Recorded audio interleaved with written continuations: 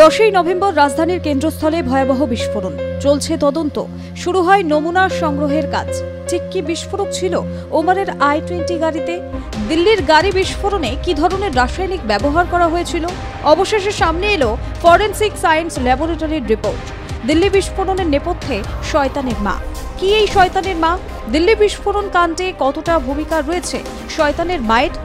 Police আগেই সন্দেহ করেছিল যে 10ই নভেম্বর লালকেল্লার বিস্ফোরণের সময় ওমর মোহাম্মদের i20 গাড়িতে অ্যামোনিয়াম নাইট্রেট ছিল। তবে বিস্ফোরণে নিহত এবং জখম ব্যক্তিদের কারো শরীরেই স্প্লিন্টারের অস্তিত্ব পাওয়া যায়নি।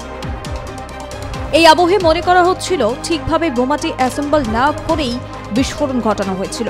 তবে তদন্ত যতই এগিয়েছে ততই টিএটিপির প্রয়োগের সম্ভাবনা সামনে এসেছে। লালকেল্লার সামনে বিস্ফোরণ স্থল থেকে উদ্ধার হয়েছে অ্যামোনিয়াম নাইট্রেটের নমুনা। ফরিদাবাদে যে বিস্ফোরক বাজেয়াপ্ত করা হয়েছিল সেখানে অ্যামোনিয়াম নাইট্রেটের সঙ্গে মিশ্রিত ছিল ট্রায়াসিটন ট্রাইপারক্সাইড বা টিএটিপি নামে একটি রাসায়নিক। একই রাসায়নিক পাওয়া গিয়েছে বিস্ফোরণে ব্যবহৃত i20 গাড়িতেও। কি এই ট্রায়াসিটন ট্রাইপারক্সাইড? সংক্ষেপে টিএটিপি নামে পরিচিত এই বিস্ফোরকের জন্য ডিটোনেটর লাগে না। কেবল অতিরিক্ত তাপমাত্রা পেলেই সেটি বিস্ফোরিত হয়। জোরে চাপ পড়ে গেলে বা ঘষা লাগলেও একই পরিণতি। আপাতভাবে ব্যবহারের ক্ষেত্রে অ্যামোনিয়াম নাইট্রেট রাসায়নিক কিংবা তাপমাত্রা দুই দিক থেকেই স্থিতিশীল। সেখানে ট্রায়াসিটন ট্রাইপারক্সাইড অত্যন্ত বিপজ্জনক। এর মধ্যে নাইট্রোজেনাস কার্যকারী গ্রুপ নেই, যার ফলে সাধারণ পদ্ধতিতেই এটি শনাক্ত করা কঠিন। তদন্তকারীরা মনে করছেন ওমর জনাকীর্ণ এলাকায় প্রবেশের আগে টিএটিপির প্রকৃতি সম্পর্কে ভালোভাবেই অবগত ছিল। বিস্ফোরণের স্থানটি ছিল চাঁদনি চকের পাশে, যা পুরনো দিল্লির সবচেয়ে ঘনবসতিপূর্ণ এলাকাগুলির মধ্যে অন্যতম। শুধু তাই নয়, টিএটিপির রাসায়নিকটি এতটাই সংবেদনশীল এবং বিপজ্জনক যে এটিকে বিভিন্ন জায়গায় শয়তানের মা বলেও ব্যাখ্যা করা হয়। ওমর মোহাম্মদ, মোজাম্মেল, শাহিনরা আরও বড় হামলার ছক কষেছিল বলে জানা যায়। ওমরের বাড়িতে অভিযান চালানোর সময় একটি বোমা কারখানা পাওয়া যায়। সেখানে বেশ কয়েকটি পরীক্ষার সরঞ্জামও ছিল। ফরিদাবাদ থেকে মোজাম্মেলকে গ্রেপ্তারের পরই ওমরের ল্যাবের বিষয়ে জানতে পারে তদন্তকারীরা। পাকিস্তানে জইশ হ্যান্ডলার ফয়সাল, হাসিম এবং উকাসার সঙ্গে সরাসরি যোগাযোগ ছিল মোজাম্মেল এবং আদিলের। তাদের কথা হতো টেলিগ্রামের মাধ্যমে। পাকিস্তান থেকে ওমরকে বোমা তৈরির ভিডিও পাঠানো হয়েছিল।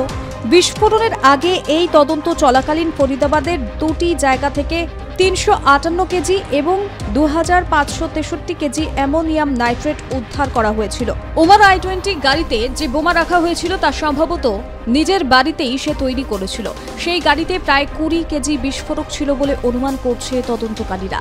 হরিয়ানার নোহ থেকে নগদে বিপুল পরিমাণ ফার্টিলাইজার কিনেছিল ওমর। সেই নগদ টাকা হাওয়ালার মাধ্যমে তার কাছে এসে পৌঁছয়। এই আবহে একাধিক হাওয়ালা ডিলারকে আটক করে জেরা করা হয়েছে। আত্মঘাতী হামলাকারী ওমর জইশ জঙ্গি গোষ্ঠীর সঙ্গে যুক্ত ছিল বলেও জানা যায় তদন্তে। প্রাথমিকভাবে মনে করা হচ্ছে দিল্লি বিস্ফোরণও অ্যামোনিয়াম নাইট্রেট ব্যবহার করা হয়েছিল।